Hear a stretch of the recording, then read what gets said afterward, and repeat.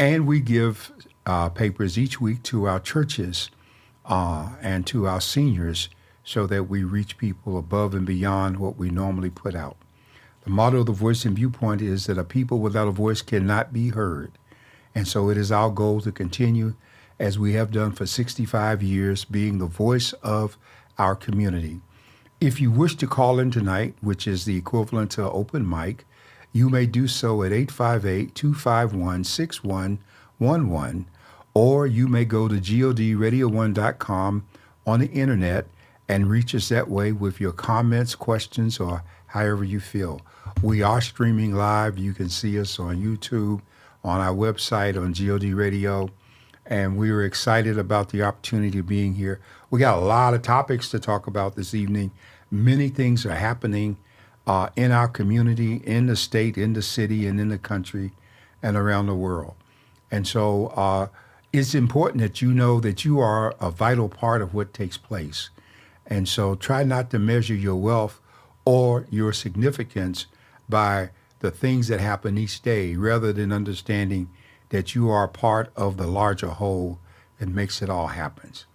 With that in mind, I want to say good evening to our co-host, Dr. Thompson, and hear from our esteemed managing editor, Ms. LaTanya West, who's always got some bits of information for us. Thank you about what is in this week's paper, which hits the newsstands tomorrow morning about 5 a.m., and you will have a jump start on what we do, since we do publish 52 weeks a year, every week. Dr. Thompson. Well, it's good to be with you on this evening. Lots of things are going on in our community and around the nation. I am ready to get on with the topic, so I'm going to push it right to our managing editor, Ms. LaTanya West. Good evening. I was about to say good morning. Good evening. Well, we have a very important issue coming up, considering it's election season now. We have our voter's guide, so you'll have some information there about the propositions and measures that you can learn about and have some recommendations from Dr. Warren. We have our key dates. So on the cover of our issue for the next weeks, we will have the key dates that you need to know to register to vote, when the polls will open, useful information for you. So please check that out. We also have a very special announcement from Dr. Warren. You'll have to get the paper to see it, though. And we also have some information on local tenants and Blackstone, a major corporation here that is buying up a lot of property. So definitely check that out. Yeah, I'm looking forward to that article, because the biggest thing that I think is that corporations should, because we have such a rental shortage in California and pretty much throughout the country, that major corporations should be banned from buying individual houses or buying multiple pieces of property, thus making the market even harder and driving up the cost of it. So that's a great topic and a great read. I think that it's going to be very important for you to get to the newspaper this week and really jump in there to see what is happening and put your 2 cents in, because Dr. Warren, as you know it, people without a voice cannot be heard, but inactive people mean that there's nothing being done. Well, this is very true. And let me just say on this whole issue, the editorial this week is locally oriented. It's called The Relationship Between Evictions and Homelessness. And I really lay out the case for why homelessness is going up, the impact of evictions, how evictions affect people's records, even as they win the battle that's still on their record that they had won.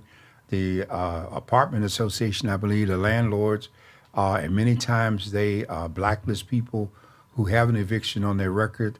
The amount of money it takes to relocate, even moving up, has increased.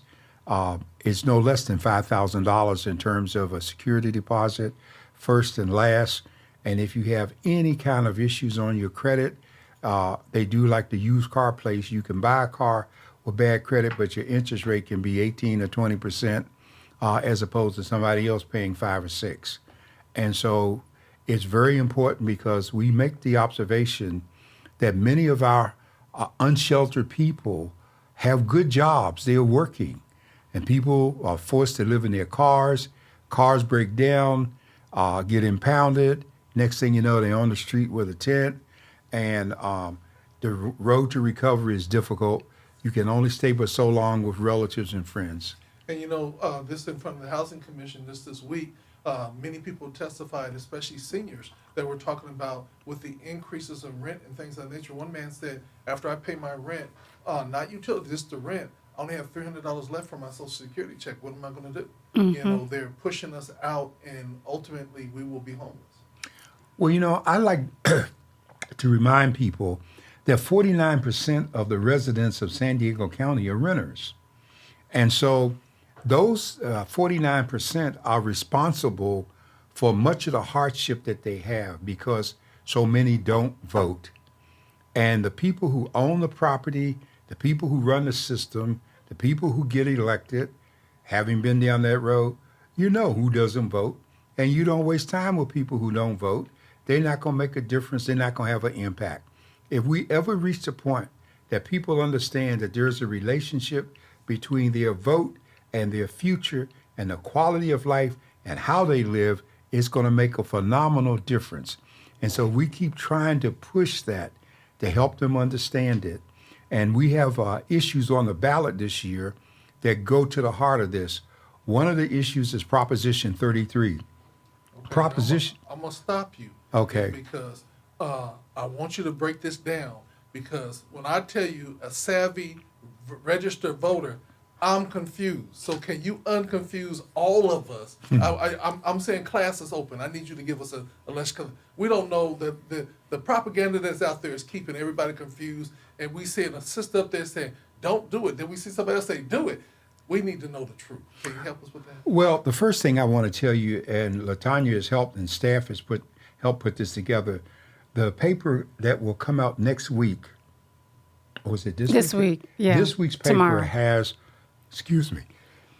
Excuse me. Excuse me. It's such a hot topic. I know we have to clear our You have voices. to clear your throat. There's some pepper Let in me my clear nose. my throat. All Look. right. There are 10 state propositions, and there are 3 measures on the ballot for the city of San Diego. But there are measures on the ballot for other cities within the community. And so we're dealing with all of them. The important thing right now is that Proposition 33 is the one that deals with the what they call the Hawkins amendment to a 1995 law affecting rent control on properties. There was an effort to change this law in 2015 and again in 2018 when we had Proposition 10 and a lot of money went into it.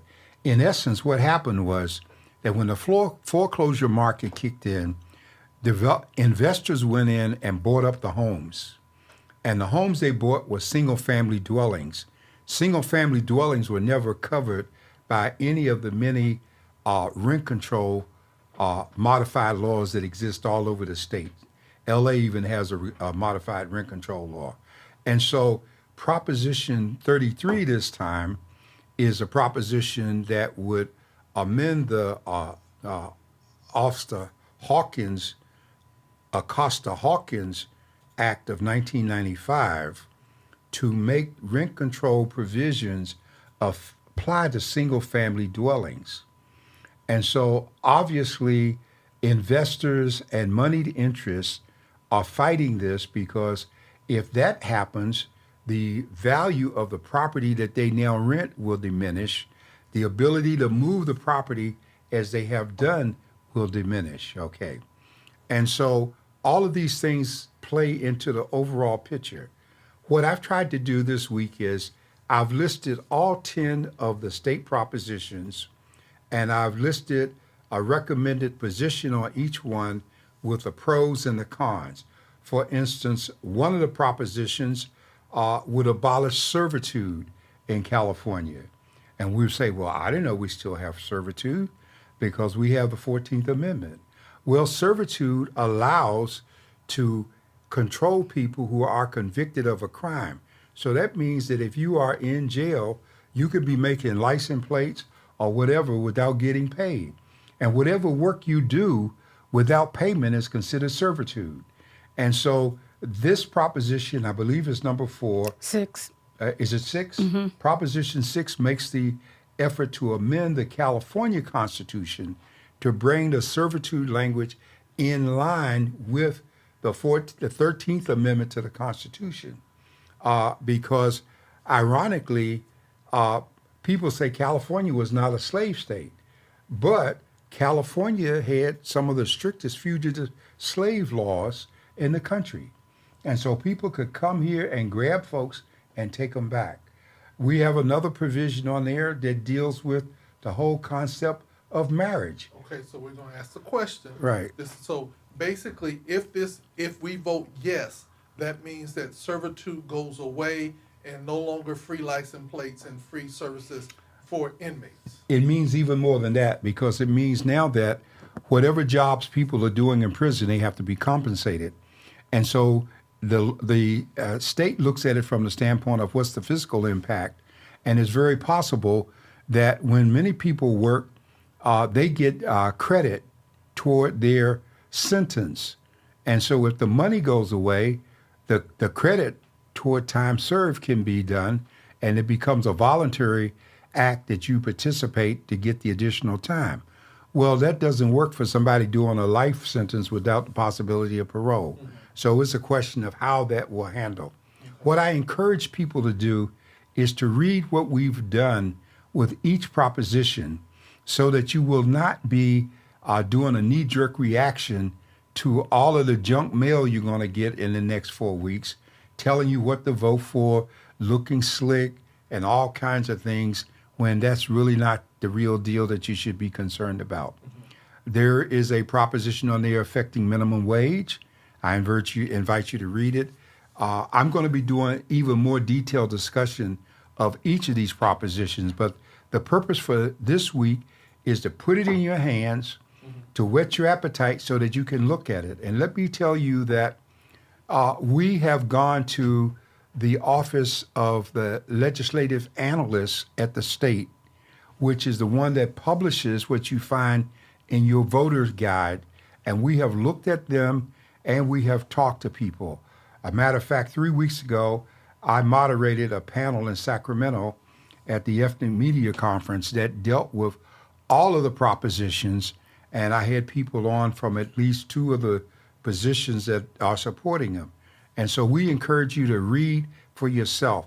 I know some people are going to be trying to hold little meetings and they're going to talk about the props, but I want you to understand that you, the voter, represent what really counts. It's not any name on the ballot. It's not even the issue. It's you and whether or not you vote. And as always in the Voice and Viewpoint, we want you to cast informed votes when you vote. So we always provide a list and give you choices. We only make recommendations. We don't try to tell you how to vote. And many of you over the years have actually downloaded the voter's guide that's now online, taken it with you into the voting place and used it. In the city of San Diego, where we're located, and I'll be dealing with initiatives for National City, Lemon Grove, Chula Vista, El Cajon, the county that has, I'm going to be dealing with all of those things as I always do in substantive detail. But so what we do in the city of San Diego, we have 3 measures on the ballot. We have one concerning the Board of Education, and it will restructure the boundaries for the Board of Education election. So that's important. We have another. Now, do we agree with the boundary changes? Oh, I think we do agree with the boundary changes, because what it does is it institutionalizes the board in a manner in which it didn't exist before. Okay. And that's important. See, historically, having been a school board member myself, in many jurisdictions around the country, people make sure that the boundaries for the school board are never the same as the boundaries for the city council or board of supervisors. And the reason they do that is because they don't want to create a breeding ground for future opposition against them. When I came along in Washington, D.C., just getting home rule, the Board of Education was first, so the city council used the same boundaries, if you will, and Congress was involved in it so that the board was an independent entity we were both city, county, and state board, where here we have 42 school districts in San Diego County under the San Diego County Board of Education. And they all are different, whether they are rural, like the Empire School Board, school districts, or whatever. And so a lot of us don't pay attention to those things because we don't live in rural areas. Many of us think that San Diego County is the city of San Diego. There's a whole universe out there, and it's exciting, and it's different, and in many instances is prehistoric. So these are things we're dealing with. The third item on the ballot, it was the education. The measure? The third measure is one measure deals with the Ethics Commission. And as a result of a draft from the city attorney, the Ethics Commission is established as a separate entity with power to hire and to take legal actions. And it's empowered with the members and the way it's selected so that it's no longer under the control of the mayor appointing people to the commission. The final piece is a sales tax increase. So you just talked about Measure D. That's the Ethics Commission. The measure. Ethics Commission is Measure D. The Board of Education is Measure C. C, yes. And the financial element is Measure E. Correct. Right. Yeah. And whether or not you want a sales tax increase. And I think you ought to look at that very closely because the last time National City did a sales tax increase, it backfired on them. This was about 15 years ago. And what happened was the people in National City started going to Chula Vista and San Diego to shop so they didn't have to pay the increased sales tax. And so these are things we want you to look at, not listen to folks telling you. You don't have to take our word. We're trying to make sure that you're an informed entity, and we're going to be pushing out more and more information, podcasts, news bites, our newsletter. And if you have questions, you can call, leave your questions with the office, and I'll get back to you to try and provide clarity. If you have a group that's looking for some clarity, depending on time and possibility, might be able to come and talk with you. This is something that I've done for the past 35, 40 years here in San Diego. And I've done it from the standpoint of the paper. I've done it as a political scientist. I've done it as a lawyer. I've done it as a former election official. And so I don't think you can come up with a question that I can't answer to encourage you to be as informed as possible. And another way they can contact us is the news@sdvoice.info, the email. You can send an email, Yes, letter to the editor, say that. news@sdvoice.info. Okay. So we're getting ready for the election, a very, very exciting time. Dr. Warren, is it the year of the woman? Let's talk about it. Latanya, is it the year of the woman? Are we going to see a clean sweep in California? Are we going to see a clean sweep across the nation? What does it look like as a African American woman? How does it feel that people are calling it the year of the woman? Well, I think it's appropriate, and I called it the minute that Joe Biden stepped down and named Kamala as the nominee. She's going to win. I'm just naming it. I'm claiming it. It's going to happen. It's there. We do have to vote. It's not like it's a foregone conclusion. So we definitely need to obviously know the issues. We need to know what she stands for. It's like our job is not over, even if we are for her and for the Democratic Party. But yes, I do agree. It is the year of the woman. Years of the woman, honestly. But it's a very exciting time. And we're in it to win it. So we just need to do what we need to do to make it happen. It's always been the year of the woman. That's what I'm saying. And I always appreciate when I think about that, I think about Marcus Garvey's words when he referred to us and he said the sleeping giant is awakening. Women represent the sleeping giant, but women have been fighting for the year going back to 1921 or whenever we got suffrage. We got the right to vote, okay? And so we have people trying to keep women in their place. We saw it all during the 60s as the whole feminine movement kind of was misdirected in terms of things that happened. And I noticed with great interest today, there's a movement afoot to pass a a bill to put a statue of Shirley Chisholm in Statuary Hall in the Capitol. And it just fascinates me as I hear all these people talking about her and the movie and everything. And it's kind of a funny place to be because of having had such a close personal relationship with her. It was more than just that picture hanging on my wall. And so it's to see that she had a vision and an idea, others have followed along that. But I want to see black people vote in particular, and I want black women to help black men make up their mind. And I can't embrace the idea that most black men are thinking about endorsing Donald Trump. I don't care how much they poll. It is so ludicrous and ridiculous that I have a hard time wrapping my head around it. Okay? You and me both, Dr. Warren. Well, Yeah.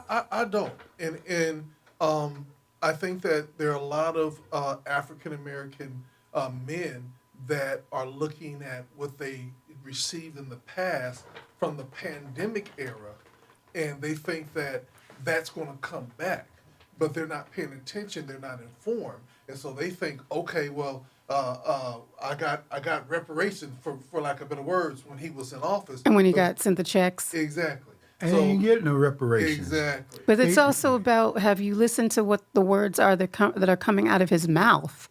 Yeah. That's what I'm saying. I mean, it's like, really? They're not listening. And see, I don't have any sympathy, since I'm not on the ballot, I can tell it like it is. I don't have any sympathy for men who think that way. I think they're mentally lazy and they're stupid, okay? Because your situation, however bad it is, in large part is a result of decisions that you made to put yourself there. Because everybody in your situation didn't come out that way. A lot of us worked against the same odds. We struggled and we sacrificed. And we must break this entitlement mentality that we're entitled. We're not entitled to anything other than what the Constitution guarantees and how we work in honesty. And if we can't come together to support a black woman in a crisis against an idiot, a bigot, a racist, a felon, and all the other things that he represents, then you damn well deserve whatever you get. Well, when you have Republicans for Kamala Harris, you know there's something going on. When you have his former vice president, Republican vice president. who will not endorse him, along with all the other leaders in the party, including, of all people, Dick Cheney's daughter, Liz Cheney. I mean, there's something going on. I mean, it just puts a spotlight on, okay, maybe we need to step back and assess the situation, because this is not normal times. It is not. And this is not a normal election. And so it goes beyond the basics, basically, is what I'm saying. And I agree with you on that. But again, there are a lot of people out there that have a lot of misinformation. There's a lot of people out there that you can even say are lazy about how they go about things. There are a lot of people out there that I've said, America, including California, we love what we call celebrities or stars. And so basically one of the biggest things that J.D. Vance said, that is his name. Yeah. Okay, I just want to make sure. J.D., we're still trying to figure out what J.D. stands for because he keeps changing his name. But anyway, that being said, one of the biggest things is he said that, and admitted that we might make up stories to bring attention to our agenda, and we're going to keep on making up stories. And so that is the danger, that they will make up any story that will afford them to then be on a soapbox about what's right and what's wrong in making America great. But that's something that they've been doing for quite some time now. And the Democrats aren't immune to that.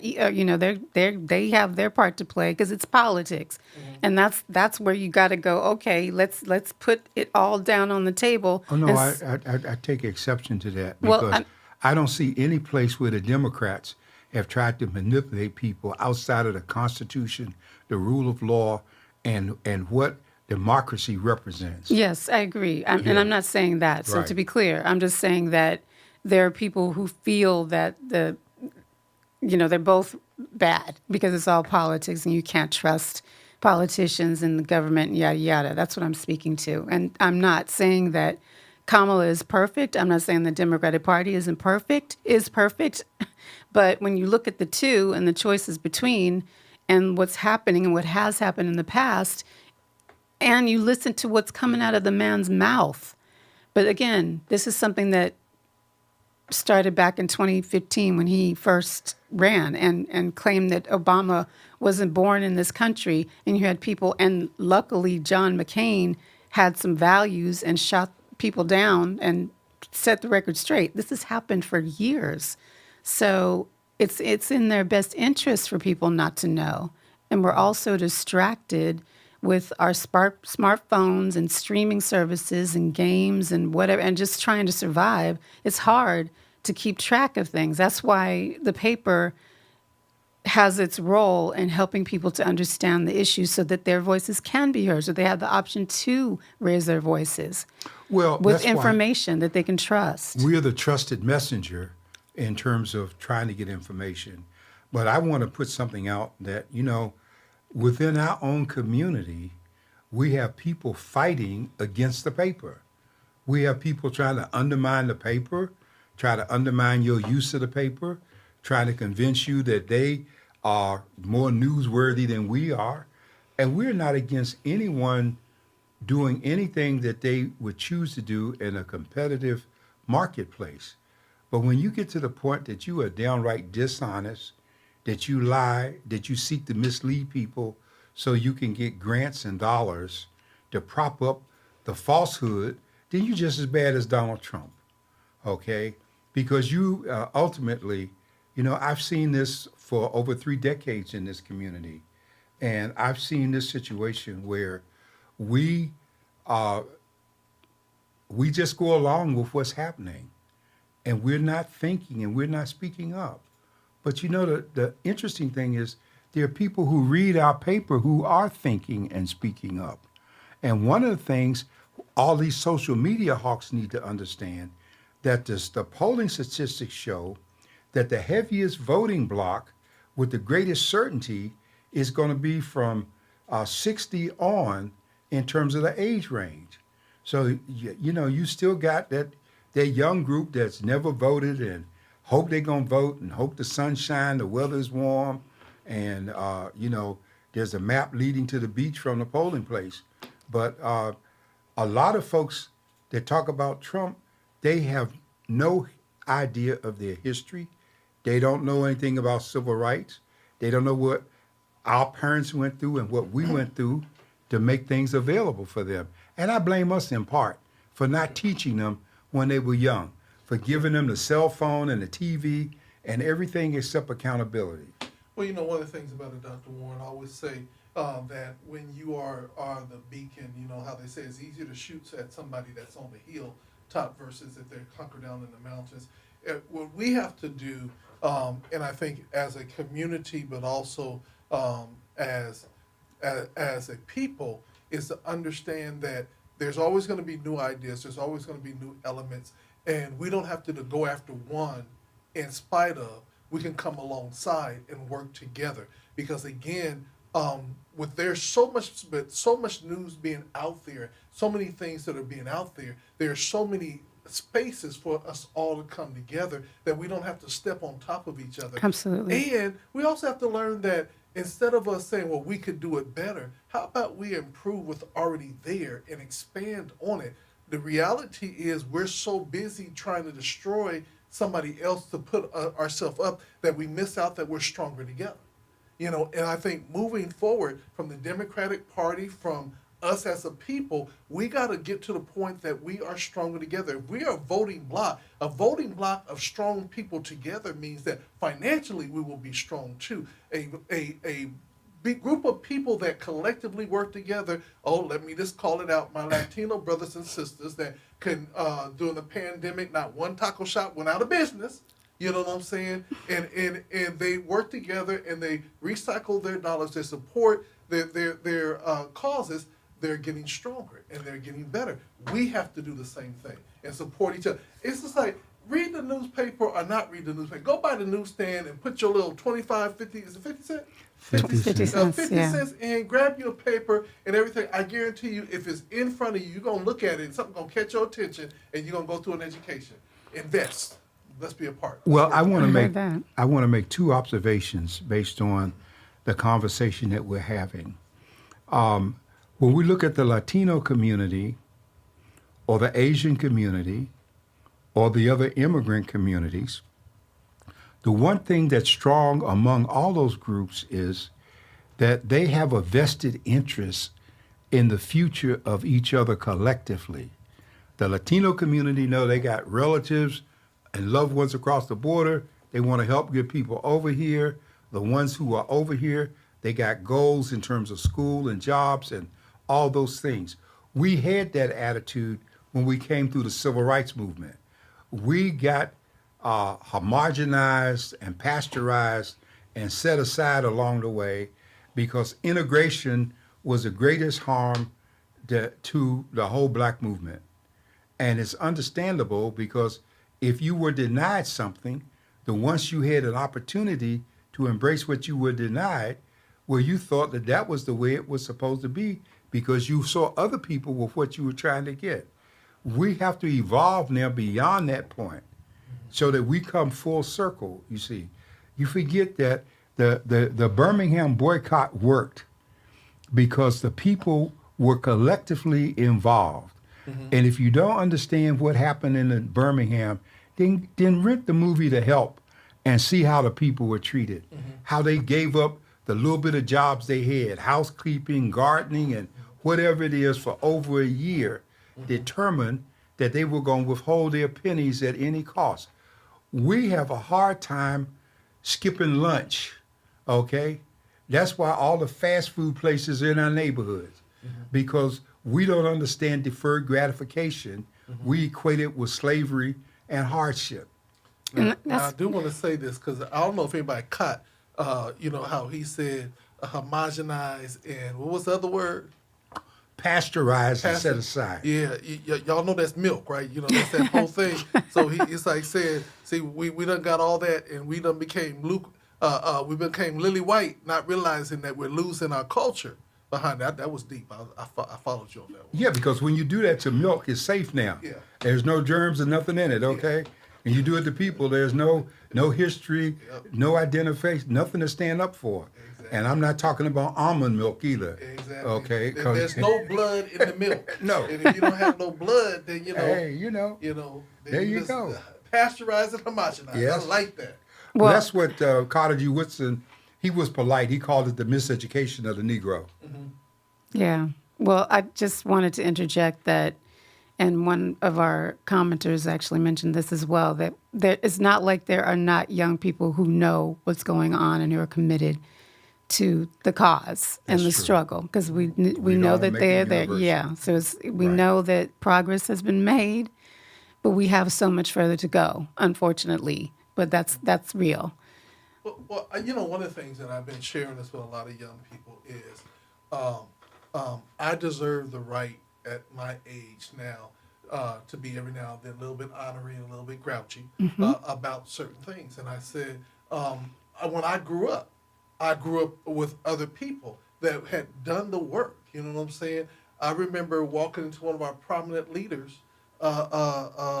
office, and he disagreed with a stance that I said and everything, and he promptly cussed me out and told me to get out. And I respectfully got out of his office, and after I walked out of his office, closed the door, I came back in, I said, okay, you got that off your chest now. Can I talk to you about what I want to talk about? And he started laughing at me. He said, sit down. You know what I'm saying?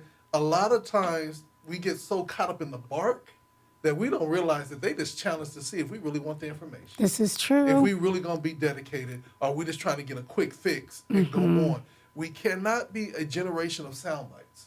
You know what I'm saying? It sounds good, but there's no substance behind it. We got a little bit of information, but we haven't sat up underneath anybody to really learn. And I use this, and Pastor Dr. Warren, you would get this. I remember preaching my first sermon and almost passing out. I was so nervous. And I remember my pastor, senior, well-seasoned pastor, he said, I enjoyed you tonight. And I looked at him like, are you out of your mind? And he said, but can I give you a little advice? And I said, yes, sir. He said, never preach an old man's message. Preach what you know and you experience, and you will always have something to preach because it will relate to your experience. That one little lesson on that ride back to college totally shaped my ministry from Yes. moving forward. And literally, I preached that night in front of 20 folks, but then 2 weeks later, I had to preach in front of 700 people. Now, if I passed out in front of 20 folks, I was petrified, but I remembered what he said, and the message went off beautifully because I preached exactly my experience connected to the word. That's the whole thing. There are certain things that young people have never experienced, and they don't really understand the Montgomery boycott. They can't even fathom getting a water hose turned on them, let alone a a fire hose turned on them. So when you sit with the elders and you have real conversations, you then literally can feel and understand, and your empathy, your compassion, as well as your ability to literally speak from a position of understanding, thus you can work. And so I think that that's what we're going to continue to do with our young people. And I see a lot of young people that are slowing down enough to hear the story. I see a lot of young people saying, let us go and sit. You know what I'm saying? Again, I always say this, and I'll leave with this, Dr. Warren. I wanted to book an artist. And the person told me, no matter what you do, she's not going to do it. She's retired. But you want to meet with her? Let me tell you what you got to do. Now, me being a preacher, I'm like, okay, what I got to do? First of all, you got to go get some Crown Royale. And when you walk through the door, you got to say, hey, I came and I brought you your Crown Royale. And she going to take it. Now, she ain't going to open it because she done already got hers open. But she going to take it. She going to sit down. She going to talk to you for about 2-3 hours. And then she going to politely tell you no. She said if she told Oprah no, and she told Bill Cosby no, she going to tell you no. But it was the mere fact of being able to sit there and have that conversation, knowing the outcome, but just to be able to say, I was there. Mm-hmm. But see, that's something that our young people miss today, what you just said. Because the conversations that we have with people like that are life-changing. As I'm listening to you, I'm remembering my conversation like that with John Johnson, Malcolm X, Desmond Tutu. I'm just remembering that the conversations were brief, but the impact was great. And like when you preached that, was that a trial? Did you have to do a trial sermon? Was that Yeah. Okay. And as you were talking about that message, it's so profound because I was ordained before I ever preached a sermon. Mm-hmm. But I preached my first sermon on December the 8th, year 2000, and the topic was Isaiah 61. The Spirit of the Lord is upon me. He is anointed. It was my birthday, believe it or not, when I preached that. I can't remember who was in the audience or how it was received, but I remember that I was led to use that scripture. But if we have spent time at the feet of other people, we have learned along the way, you see. Now, you and I, the perfect example of what we're talking about, and it came up today, was the people you saw us try to do that mentoring to in Black Men United. Mm-hmm. People who couldn't sit still, couldn't listen, and we made all kinds of overtures. And today, those individuals are in a dire strait, and now they're ready to listen, okay? It always reminds me, Benjamin Franklin wrote a thing called Poor Richard's Almanac. And one of the expressions in Poor Richard's Almanac was this. It said, experience teaches a dear school, but a fool will learn in no other. And so we have to go through some of that to get with it. And we all have had that path. This is what we are offering is we're having this conversation, open mic, and we're talking about these things. I know now that there are people listening because they come up to me and tell me that they're listening. They don't want to call or say anything. They just say, y'all keep talking. I'm getting so much every time you talk. I'm picking up on it, And so uh, we have to keep talking because what's happened, and you talk about this, Latanya is got so much to offer in terms of building her hard drive. What happens is that so much of what we're sharing with people is a delayed reaction. They're not going to get it until a long time down the road. I'm still learning from my grandfather, from my father, from my great grand. I didn't know I was learning from these people when they were talking. All I remember is seeing their mouth move. I have no idea I'm taking in stuff, okay? And now today with where we're living, it's all important. And back east they used to have these circles that people came together, and we tried it here for a while, where people come and just have discussion groups. The Center for Peace and Justice at USD was built for that purpose by Joan Kroc, to have a place for people to discuss and share ideas. But most of us are so busy trying to earn a living and fighting off being oppressed and kicked and shot and everything that we don't get a chance to sit and just, let me think about what's next. What's next is, do I eat tomorrow? Well, one of the things, there was a statement here. What if you are sitting under somebody, but you can't communicate with them? I think that maybe got pulled out. I'm not seeing it. But here's the thing that I always tell young people. The one thing that I learned as a young person is that when you're in the presence of leaders and great people, the main thing that's your job to do is sit there and listen. And you will get more from just listening than participating in the conversation. But here's the thing. When you're sitting there listening intently, and then they say, so what's your thoughts? And they do that just to see if you are even listening. Yeah. Sometimes, as a young person, there was a time that, I wanted to be in the conversation and I wanted to be there. And then my uncle said, when you go into a room, you will learn more by being quiet. Right. Than if you're always talking.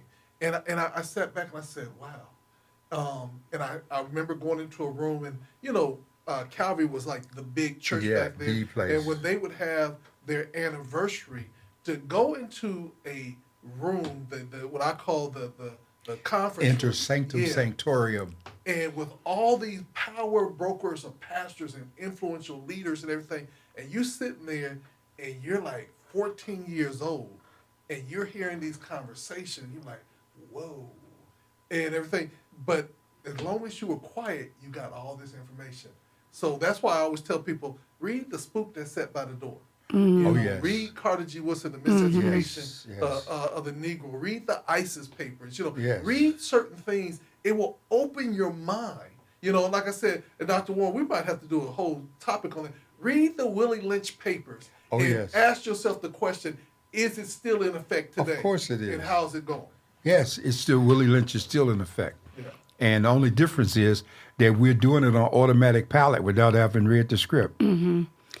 I just wanted to interject that you were fortunate to have that uncle to impart that wisdom to you. And unfortunately, we have young people who don't have that support or that, close relative. So I just say that to say we can't give up on our young people, because yes, there's some knuckleheads out there. I can say that, having been a teacher, working in the grassroots, I can say that there are knuckleheads. We have them. But they are hungry for that glimmer of recognition from us, the elders, into their eyes, letting them know that we believe in them. It might take a while for the circuitry, but we can't give up on our young people. We have to let them know that they are loved and cared for. And by all means, I agree with you 100%. And, as we get older, the young people get older too. The biggest thing I always tell people is, when you really want something, you're willing to go through some things. And I always tell people, if I don't get my answer from you today, I'll wait and get it from you tomorrow, and I might get my answer from somebody else. But my whole thing is not to be so angry with this block that came up to me that I miss out on the other people that are there to help me. Everybody's not, and this is why I tell people, stop asking people to be your mentor. Oh, yes, You know what I'm please. saying? Because everybody wants a mentor, but you have to ask yourself, you can't put yourself under everybody. You know, ask somebody, can you be a person, an elder that I can come and talk to? Because not everybody is meant to be a mentor. But everybody, all the elders, can either tell you what to do or what not to do based on their experience. And so when you hit a roadblock, don't let that one roadblock stop you. My message that I preached, the second message was entitled, "Don't be a victim of a stumbling block." So many of us as young people and older people get caught up and stumble over one thing. We fall down and we never get up because our feelings are hurt or somebody mistreated us or whatever. But it is about the getting up. It ain't about the fall. You know what I'm saying? Because we're all going to fall. But it's about how many times will you get up? How many times will you get up before they count to 10 and count you out? And that's why knowing our history is so important, because there's many examples of that very thing, of getting up, of going around the obstacle. I mean, that's our whole history here in the United States. I mean, we're amazing. I mean, think about it. And watch Glory when Denzel Washington was getting whooped and he just Oh, took yes, it down. One that's tear right. rolled down and we all got messed up. That was determination. Look, I Right. might try, but I'm gonna stand strong. Right, and that's our middle name. So that's why it's important for young people to know Well, that's why our we history. have the spiritual, the song, and this all the song says is, "I fall down, but I get up. Yeah, we fall down, but we get up. We get up. We fall down, but we get up, and we just keep on getting up. We fall down, we keep getting up." Okay, and so sometimes we have to move beyond the pity party to be able to relate, because a lot of us are programmed to waddle in our own problems as opposed to walking in spite of our problems. And everything that we have was done in spite of what was being done to us. I'm laughing, Dr. Warren, because I'm thinking about, the sensitivity of us as a people. I remember when I first got introduced to heat. Baby, don't touch that stove because it's hot and it will hurt. And that was my lesson. Don't touch the stove. It's hot. It will hurt. Which Well, meant you had to touch it. we had to touch it. Now some people's family was like that. That stove is hot. See, check it out. And they put and you pull back. Then you knew. So it's all about how everybody's not going to give you the same lesson and going to come the same way. But if you get the message, you know what I'm saying. If somebody be like, "Watch out, there's a car coming," but there might be another person like, "Heifer, there's a car coming." Watch yourself. A lot of people get caught up in how it's said Yeah. versus what was said. But I think that's also generational too, because the generation that came behind us and then behind them, they have this whole everybody's in their feelings kind of thing, and it's good to know your feelings. That is a good thing. The But tree generation.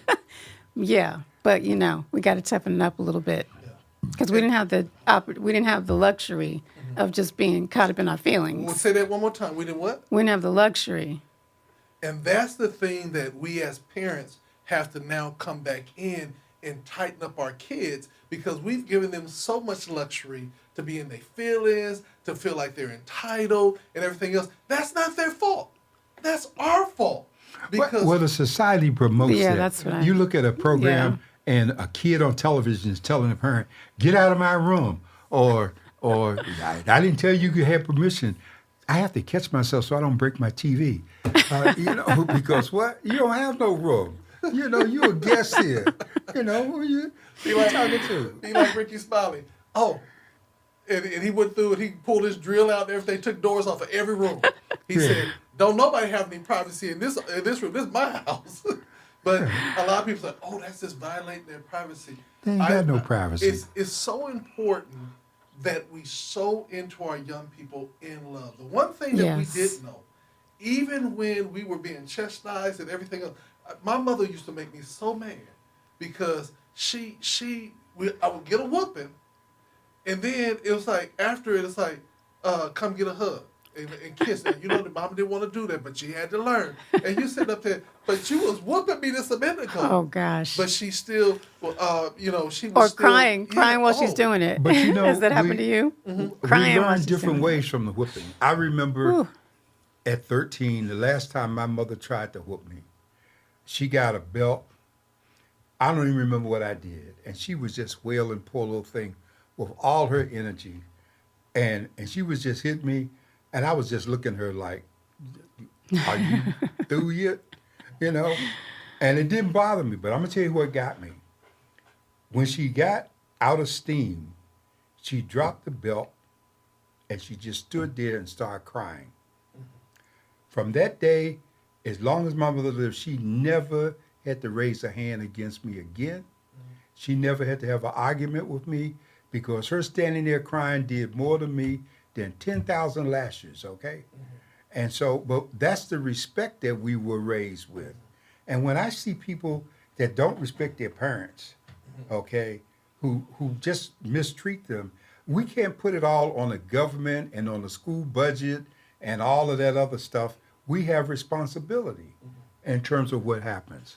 And let me say this, and I'm going to go with you, LaTanya, and say this, Ms. West, is that there are some amazing young people out there that are doing some amazing things, that have fought through against the odds and everything. I think of the young girl by the name of Blessing Williams. Yes. Is at Howard Yeah. University now. Is that where And, she is? Yeah, she's at Howard. Lavender? Blessing Lavender. Yeah. Williams, I believe it is. And they sent out pictures of her in her room and everything else of that nature. And my prayer for her is not that she is, because I already know she's going to be big time successful. My prayer is that I'm hoping that she'll be able to come back and some of that intelligence and that power will be able to be here. Because many times when our young people leave, everybody wants them. And she was like a shining star. And I think there's so many shining stars that are out there. And now it's like we're giving them opportunities to do that. But here's the secret. Every time Blessing would do something, she respected it wherever it came from. This is the thing that we're trying to tell this new generation. If we give you the opportunity, don't take it as, okay, I did it now, I don't need you anymore. Take it as we are literally opening the door for you to have an easy walkthrough, but it comes with responsibility. You know, it's not just, okay, I did it, I'm going on. What is the responsibilities you have for the community? Because as we as the older generation is leaving, we are literally trying to leave our community better off. We're giving young people the tools. Now it's up to them to say, will we use the tools? Because here's the thing, creating new tools to do the same work is not always smart or useful. Where you can take the tools that are already there, improve on the tools and make it better, you're further ahead. Well, I am just so excited for you too. I know that after listening to you, the world is going to be in good hands. And I don't even have to worry about it. I do. Go Cowboys. I do want to remind people that we have a number of issues in front of us. This week we had a hearing on the whole matter of rents in San Diego. The Proposition 33 I mentioned would bring rent control, and so there are people advocating that folks vote for it, while a lot of money is being spent to tell you not to in terms of it. We're still looking for some relief. You know, last week we were addressing Mr. Nicholas Hoskins' situation, demanding that City Hall do something. That no response. Nothing has been done so far. And we're going to stay on that. We're going to stay on risk management about the level of what's taking place. Last week we had a very important meeting with Deputy Chief Administrative Officer Andrew Strong. One of the things that came out of that meeting was my concern about the relationship with the Sheriff's Department. I'm happy to report that this afternoon I had a long personal conversation with the sheriff. She called me and I talked to her about our community and our concerns, and not just our community, but the importance of her office reaching out to all the communities and not being in a silo, only coming out when something is a problem. So she seemed to have been interested. And these are things that we try to do. We're still working with the district attorney's office. We got issues going on. You and I know, and you said it too, Dr. Thompson, that now they're talking about the former superintendent, but a lot of the stuff coming out is showing that the interim superintendent is just as involved in a lot of stuff that happened, and they're trying to stick her up there like she Joan of Arc, and that dog ain't gonna hunt either. Well, Okay. Dr. Warren, I just got to say this. I know we're going to discuss it, but she said she called for a forensic audit. I am personally, and I think we collectively need to call for a forensic audit all the way back to Cindy Martin. If you start there and move forward, you will get all the bodies, and you will see that the superintendent that this was fired was always designed to be the fall guy. Always. And so now they're going to try to pin everything on him, but I'm saying go all the way back and clean all the house. And that will also include Fabi. And you got to remember, see, Cindy Martin is trying to find a home. You know, like that song, The Bo Weevil, Looking for a Home, because she applied for the superintendent at the County Board of Education. People up there had enough sense not to take her. Well, now she's buddying up with Kamala Harris's husband. That ain't going to work. First of all, Kamala ain't going to let her get but so close to her husband. so that's going to be, and Kamala is smart enough to know that Sydney brings so much baggage.